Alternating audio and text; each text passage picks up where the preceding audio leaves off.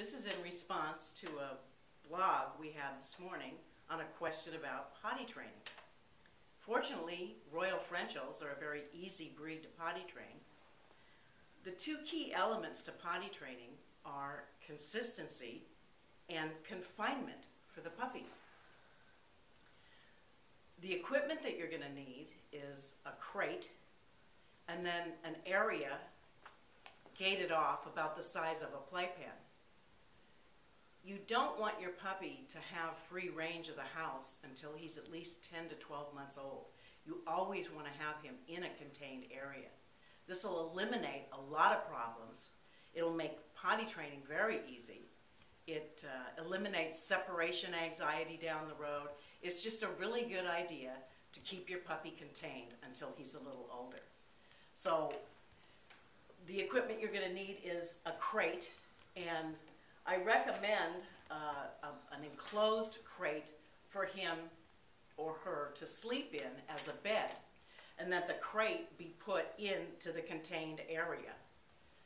The crate should have, a soft padded area for him to sleep on, and then your contained area should have some newspaper, and then your food and water should be put down without the newspaper underneath it.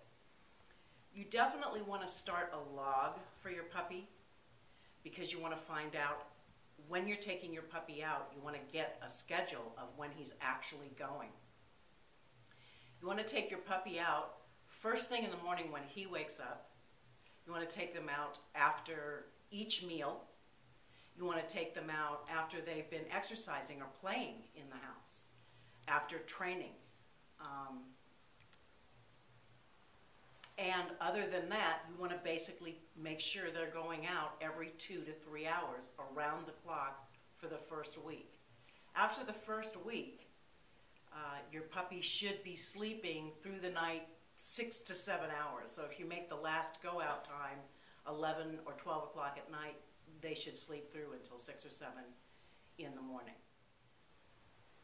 So you want to make a log and schedule your go-out times every 2 to 3 hours apart, and then write down on the log when you take your puppy out whether he went at that time.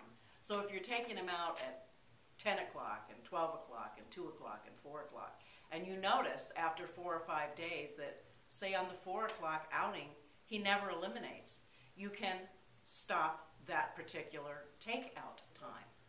That's how you're going to eventually get your puppy on a regular schedule, is you're going to see when he actually eliminates in those times that you take him out. But you do need a log to keep track of when he's eliminating and when he's not eliminating. You take your puppy out to the same spot every time, and while he's doing his business, whether it's solid or liquid, you want to use your cue, like go potty. For the sake of this video, we're going to use go potty. So you take your puppy out, you put him in the same spot. When he starts eliminating, you say go potty very calmly, and that's it. You don't make a long, big deal about it. It's just go potty, so that they understand that's what you want them to do. And then wait until they're finished, and then praise them highly. Now, I would not rush the puppy back in the house, because sometimes it takes them a while to finish. So I would keep them outside 10 to 15 minutes every time. The other reason you don't want to rush the puppy back in the house the minute they start their business is because they will get to know that as soon as they're finished peeing, you're going to rush them back in the house. This will cause them to wait to go longer if they want to stay outside. And they're very smart, and they will catch on to that. So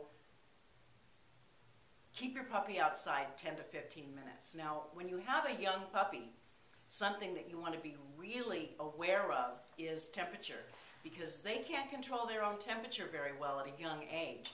So you don't want to take them outside when it's really cold out there.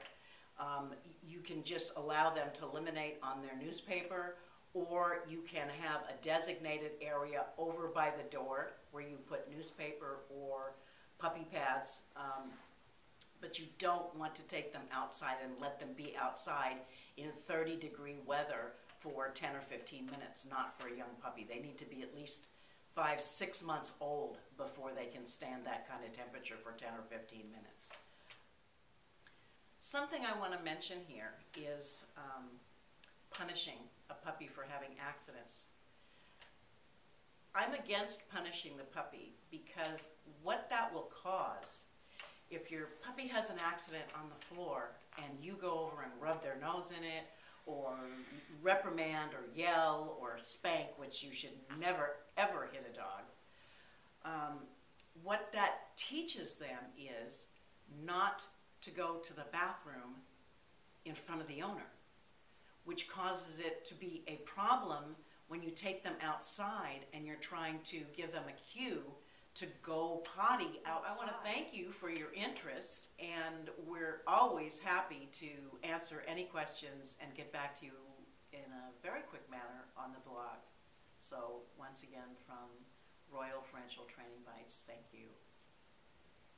If they've learned not to go potty in front of the owner, it makes it really difficult when you're taking them outside to give them the cue, go potty, and have them go. So with children, we put diapers on them when we give them several years to learn to use the bathroom. We need to at least give your puppy several weeks, because you will see progress if you are consistent keeping your puppy confined in his little puppy area, an area the size of a playpen.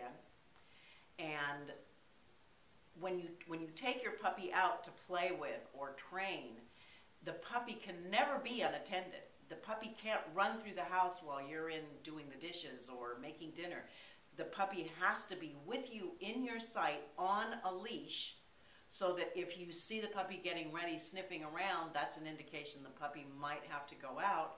You want to take your puppy out to his designated spot, wait until he or she starts eliminating, name it, go potty, praise them, stay out another 10 or 15 minutes with them to make sure that they're through, bring them back in the house.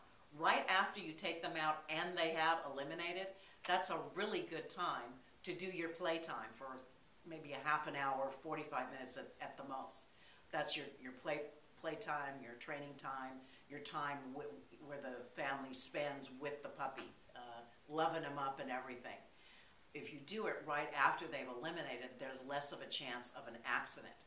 If you're diligent about taking your puppy out first thing in the morning, every time you feed your puppy, every time you see your puppy drinking water, and you should feed your dog on a regular schedule. For the young puppies, you're still feeding them usually around 4 times a day.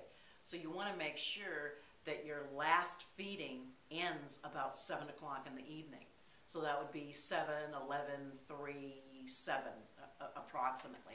You don't want it to be later, because you want to have him going out around 7 o'clock in the evening to eliminate from that feeding, and then you're going to take him out again at 9, and then again right before you go to bed. Try to take your puppy out at least every 2 hours, and those other times that I mentioned before, definitely after feeding and after drinking water. Pick up the food when the puppy moves away from the bowl.